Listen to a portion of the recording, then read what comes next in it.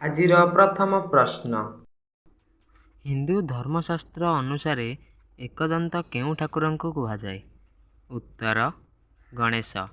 ପରବର୍ତ୍ତୀ ପ୍ରଶ୍ନ। କେଉଁ ଠାକୁରଙ୍କୁ ମହାକାଳ କୁହାଯାଏ? ଉତ୍ତର ଶିବ। ପରବର୍ତ୍ତୀ ପ୍ରଶ୍ନ। ଶିବଙ୍କର ଏକାଦଶ ଅବତାର କିଏ?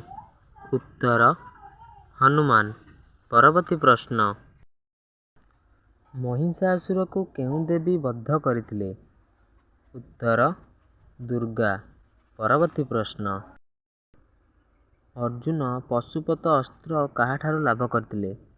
ଉତ୍ତର ବ୍ରହ୍ମା। ପରବର୍ତ୍ତୀ ପ୍ରଶ୍ନ। ଶଙ୍କୁନି କେଉଁ ଖେଳରେ ବିଶେଷ ଦକ୍ଷ ଥିଲେ? ଉତ୍ତର ପଶା। ପରବର୍ତ୍ତୀ ପ୍ରଶ୍ନ।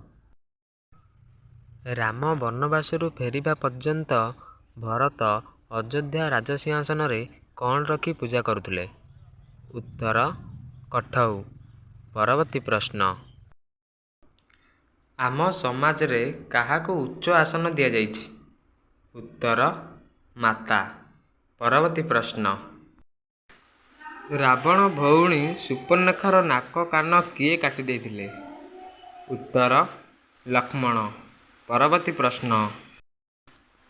ସୀତାଙ୍କୁ ଖୋଜିବା ପାଇଁ ରାମଚନ୍ଦ୍ର କାହାକୁ ନିଜ ମୁଦିଟି ଦେଇଥିଲେ? ଉତ୍ତର ହନୁମାନ। ପରବର୍ତ୍ତୀ ପ୍ରଶ୍ନ। ଶ୍ରୀମା ଅରବିନ୍ଦଙ୍କ ଆଶ୍ରମ କେଉଁଠାରେ ଅବସ୍ଥିତ? ଉତ୍ତର ପଣ୍ଡିଚେରୀ। ପରବର୍ତ୍ତୀ ପ୍ରଶ୍ନ। ଗୀତାର ବାଣୀ କିଏ କାହାକୁ ଶୁଣାଇଥିଲେ? ଉତ୍ତର ଶ୍ରୀକୃଷ୍ଣ ଅର୍ଜୁନଙ୍କୁ ଶୁଣାଇଥିଲେ। ପରବର୍ତ୍ତୀ ପ୍ରଶ୍ନ। ମହାଭାରତ ଯୁଦ୍ଧ କେଉଁଠାରେ ହୋଇଥିଲା?